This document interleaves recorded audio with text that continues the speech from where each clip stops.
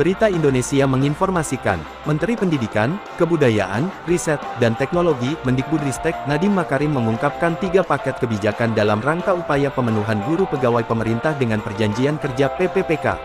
Salah satunya, pemerintah pusat akan melengkapi jumlah formasi PPPK jika hingga Maret tahun 2023 formasi yang diajukan pemerintah daerah tak mencapai 100%.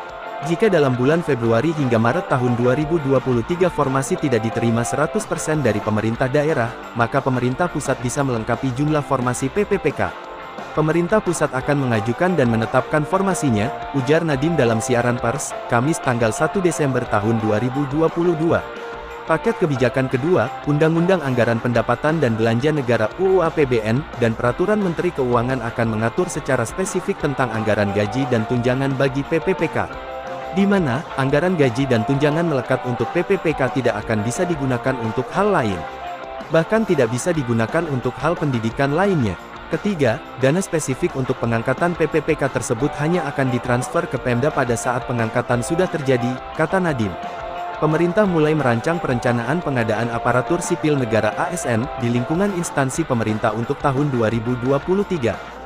Menteri Menpan RB Abdullah Azwar Anas mengatakan, pemerintah akan melanjutkan target pemenuhan kebutuhan guru dan tenaga kesehatan secara nasional melalui pengadaan ASN tahun 2023.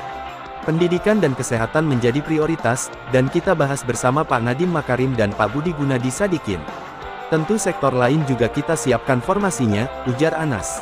Hal itu dia sampaikan usai menggelar rapat koordinasi, rakor, rencana pengadaan ASN di lingkungan instansi pemerintah tahun 2023 pada Rabu, tanggal 30 November tahun 2022. Rakor yang digelar di Jakarta itu turut dihadiri Mendikbudristek Nadiem Makarim dan Menteri Kesehatan, Menkes Budi Gunadi Sadikin. Kami berterima kasih kepada Pak Menkes dan Pak Mendikbud karena komitmennya tinggi untuk memperbaiki data dan menyelesaikan masalah prioritas di bidang kesehatan dan guru. Tentu ini membutuhkan kerjasama antara pemerintah pusat dan daerah, kata Anas. Anas kemudian mengimbau instansi pemerintah pusat dan daerah untuk mengusulkan kebutuhan ASN di tahun 2023. Mari kita data bersama terkait dengan kebutuhan dan jumlah ASN yang mendesak yang perlu segera kita penuhi, kata dia.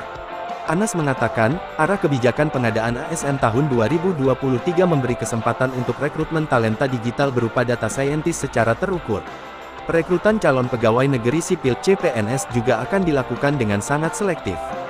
Senada dengan Anas, Menkes mengatakan pemenuhan tenaga kesehatan di daerah harus diikuti oleh komitmen Pemda untuk mengajukan formasi yang sesuai dengan kebutuhan.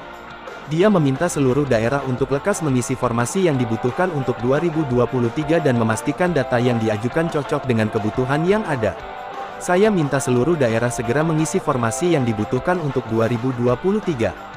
Dan pastikan cocok, jangan sampai kalau yang dibutuhkan dokter tapi yang dimasukkan tenaga administrasi, kata Budi. Budi mengakui bahwa saat ini masih banyak pemerintah daerah yang enggan untuk mengajukan formasi nakes karena alasan anggaran. Untuk itu Kemenkes telah berkoordinasi dengan Kementerian Keuangan untuk mencari solusi terkait alokasi spesifik untuk pembayaran gaji PPPK. Pemerintah pusat sudah membantu mengalokasikan dananya secara lebih spesifik untuk nakes yang memang berkontribusi banyak dalam meningkatkan level pendidikan dan kesehatan, jelas dia.